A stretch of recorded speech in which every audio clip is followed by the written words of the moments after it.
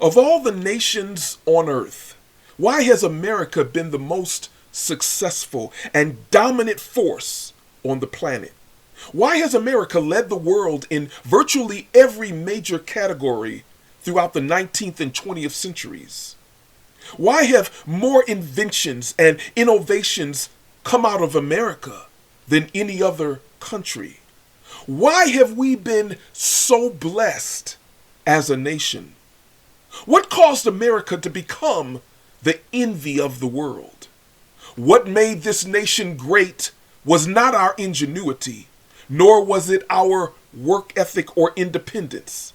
These are things that unbelievers might say, but those things were just the result of something much more fundamental. What truly made America great among the nations is the fact that she honored God. In fact, the current dishonoring of God is a relatively new phenomenon in American history.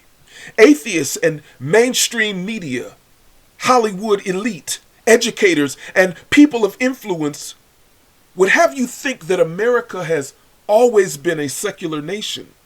But that is a blatant lie. Perhaps more than any other Gentile nation, America has honored God, and her blessings, status, and superiority among the nations was the result of that. May we see how far we have fallen, repent, and turn back to God so he can restore our nation. May we reject the wicked and dishonest narratives perpetuated by secular humanists and cling to our true American heritage. When a nation turns its back on God and rejects his laws and principles, they are in actuality turning their back on light and truth. As a result, they grope in the dark. Have you ever walked around in a dark room and stubbed your toe or tripped over something? Well, why did that happen? It was because you were walking around in the dark. Well, to a great degree, America, as a nation, is walking around and groping in the dark. We've removed the influence of God from our schools and then wonder why our educational system is failing to properly educate our children to compete in a global economy.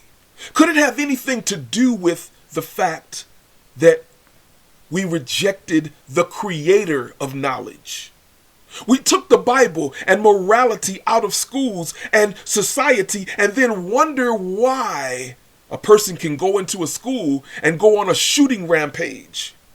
Could it have anything to do with the fact that we have rejected the God of morality that once made this nation great? We are like the prodigal son who had it made until he left his father and decided to live a lifestyle of sin and ultimately found himself destitute and ready to eat pig food. That is a perfect illustration of the state of America. We call evil good and good evil. We call men women and women men. We are the prodigal son that has lost his way and has been wallowing in the mud with the pigs. But when he came to his senses and realized that he was living beneath his dignity, he returned to Father's house.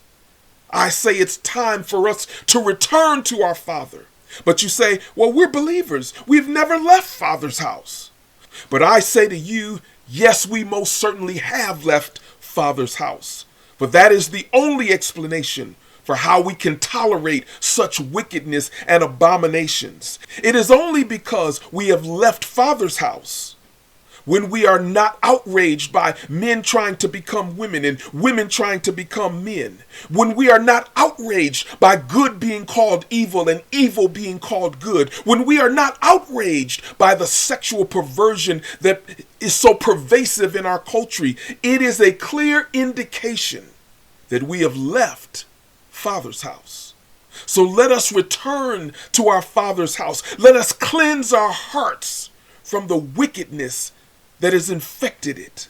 Let us cleanse our eyes of the perversions that it has become accustomed seeing every day. Let us remove the idolatry of the culture and once again return to the only true and living God. Then, once we have repented and turned from our wickedness and asked God to purge our hearts, let us stand up against the wickedness that wants to destroy this nation. Let us become the deliverers that will deliver others from the wickedness that has made them prisoners. As we do this, one day at a time, we will turn this nation back to God and back to our godly heritage.